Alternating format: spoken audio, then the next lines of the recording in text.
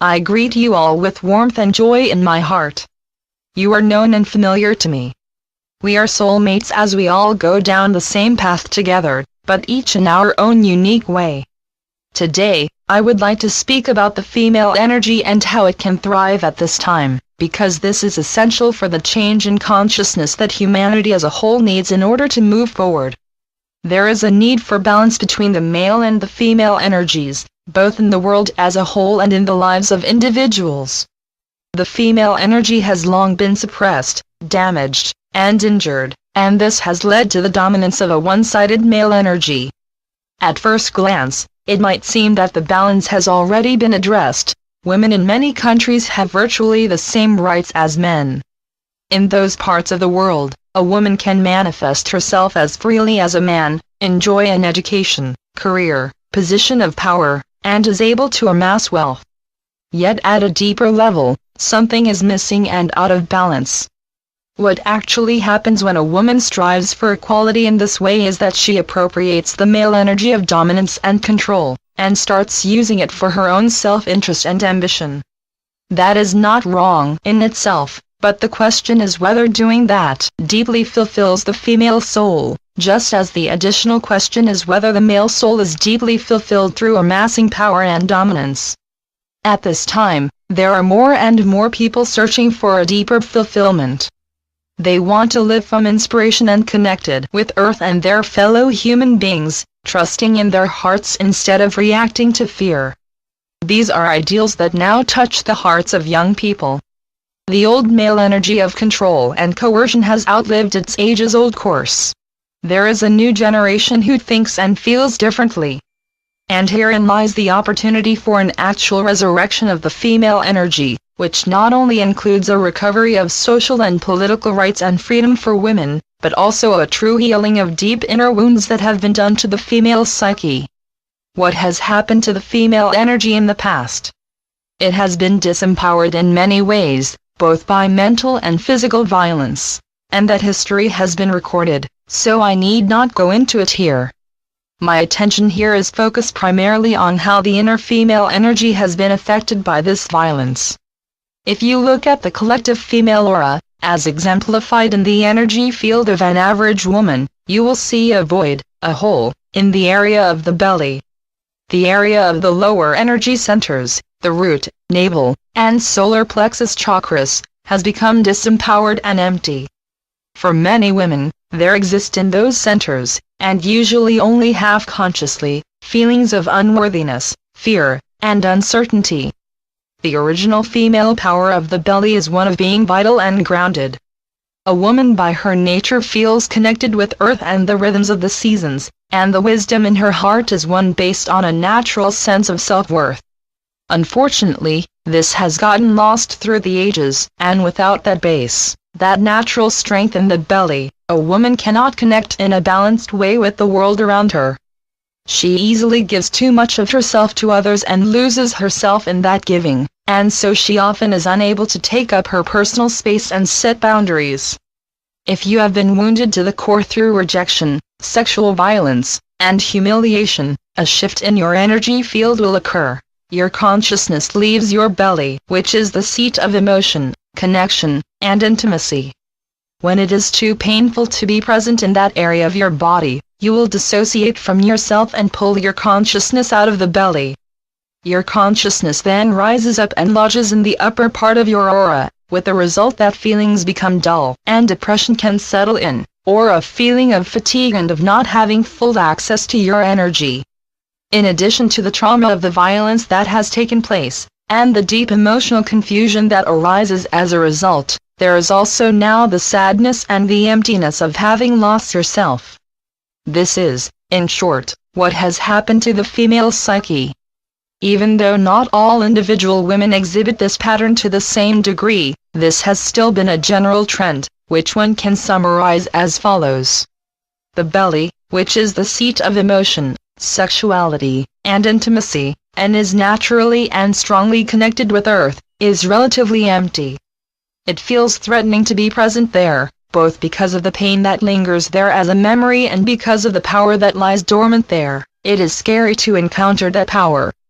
As a result of the retreating movement, a gap has been created in the energy field between the upper and lower energy centers, between the area of the heart and the area of the belly. The energy of the heart, the center of inspiration and love, cannot express itself, flow outward and naturally connect with the world and with other people. This flow is blocked either because of too much fear and uncertainty, or because there is a need to connect so strongly with another that you lose yourself in that person and become emotionally dependent upon them. Women who have never experienced violence in their lives, mental, physical, sexual, also often exhibit this reactive pattern. Because old patterns can be carried on from previous lives, there might have been damage done to your female energy in the past that has yet to be sufficiently healed in this current incarnation. In addition, as a woman, you become affected by the general female psyche, by the prevailing image of women and the collective experiences of the past.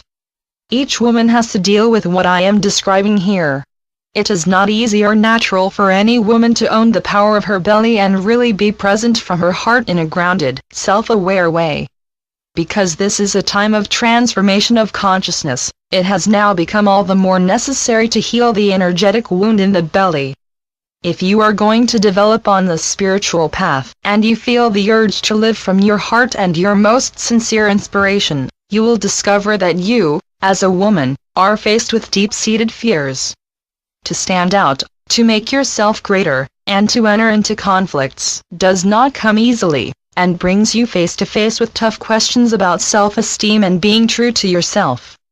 In a sense, as a woman, you are asked to transform a part of the collective pain of all women. So in the healing of your own pain, you create new paths for the collective consciousness to expand.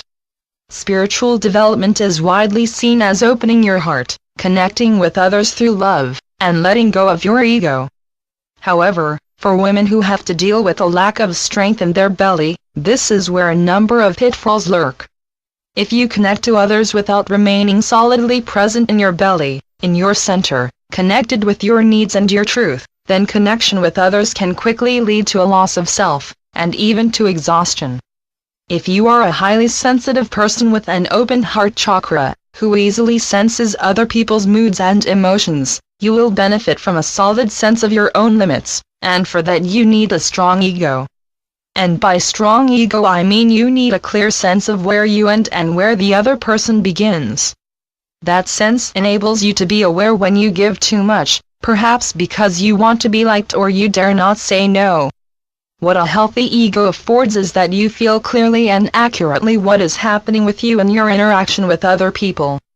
The word ego has become distorted, and has come to stand for everything that is lower and should be released, but for women, this form of self-awareness and establishing boundaries is extremely important. For men, the process of development is quite different. Men have been raised with a different kind of morality. They are encouraged as a boy to differentiate, to compete, and to distinguish themselves. This can be quite painful for men who do not feel at home doing that, who are naturally sensitive, thoughtful, or quiet. But in any case, men are less encouraged to be giving, while ambition and aggressiveness are positively valued. In men, too, there exists an energetic wound caused by experiences of the past. Men have become split from their own female energy, their feelings and intuition, and they experience this as a loss of joy, emotion, and connection. There is a void in their heart, less so in their belly, and this void torments men just as much as women suffer from the empty space in their abdomen. Both sexes have become damaged by the traditions in which you live, and both sexes have become wounded in different ways, thus regaining wholeness involves different means by the two sexes. For men, the emphasis on opening the heart is generally beneficial. Connecting with their feelings, allowing their vulnerability to show, and acknowledging the female energy in themselves are fundamental ways toward healing for men. But for women, it is in some way exactly the opposite. For them, the road to self-healing is through being true to themselves, maintaining clear boundaries, acknowledging their male energy, and recognizing and manifesting their unique gifts. Energetically, it means that you take the energy of your heart, your soul, all the way down to the level of your belly. Thus it means descending deep into that cavity of the pelvis, which symbolizes the primal force of the female energy. One of the ways in which women can come home to their base is through dealing more consciously with the anger that is stored in them. Many women suppress emotions of anger or disappointment because anger calls up fear, or makes them feel powerless. Anger is threatening because it might bring you into conflict with others, and if you feel you are not able to stand up for yourself and to express your anger, you feel powerless. Then the anger can turn into depression, passivity, or cynicism. However, you can start to regard anger as a valuable signal that something or someone is violating your boundaries and so you feel hurt, a signal you can use to create positive change in your life. By welcoming the anger, you take yourself seriously, which means that the force contained in anger can be expressed in a positive way. The first step is to not see anger as something bad and to not condemn yourself for it. This is more difficult for women than for men, because they are more used to denying themselves and giving up their space to another, rather than demanding their natural boundaries. This is the reason I want to address highly sensitive women who walk the spiritual path. Take care of your belly power, own it, rest firmly within your own boundaries, and dare to stand up for yourself. You tend to associate spirituality with love, light, and connection, and those are essential attributes. But a balanced connection with the world around you depends on your ability to distinguish between what is right and what is wrong for you, to separate and detach when needed, instead of unduly merge and connect. For that you need to fully value yourself, your own need, your own talents, and all your own emotions. I lived during a time when free expression by women was not accepted, let alone valued. I felt a strong connection with the message of Yeshua ben Joseph and with the essence of the Christ energy. I was touched by his words, his charisma, and in that life I went deeper and deeper within to remember who I was. There also lived in me a rage regarding the powers that forbade me to be who I was, independent, powerful, willful. I was regularly thrown back onto myself and I struggled with feelings of powerlessness and anger. My belly was seized by the energy of frustration, and below that lay dormant a sense of inferiority, of self-doubt. It was my mission to come to terms with my lack of self-esteem and to let go of other people's judgments. This is the challenge for all women. When women are not fully present in the area of their belly, they tend to give too much to others from their hearts, to empty themselves in relationships with others, such as their beloved, their children, their parents, their friends. To lose yourself in the other person is all too often a sign of not fully being at home with yourself, in your own base. If a feeling of emptiness or alienation is dominant there, it is tempting to reach out to another to ease that feeling. You do this seemingly from love, but another motive lurks there. You need the other in order to feel accepted and good about yourself.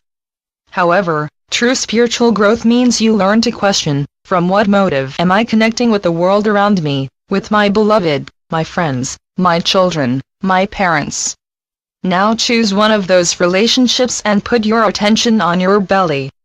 Feel from that level how much space you occupy in this relationship, or how much you receive.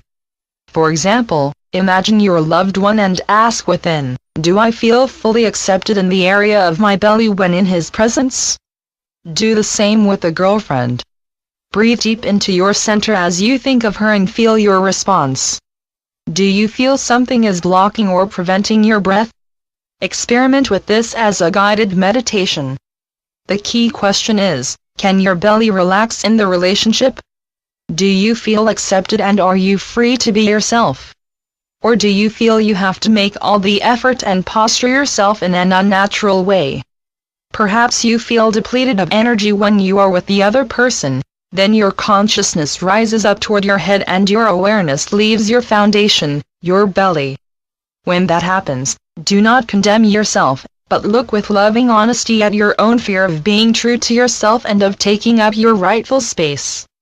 By recognizing your own fear, you transform it. And you are not doing this alone.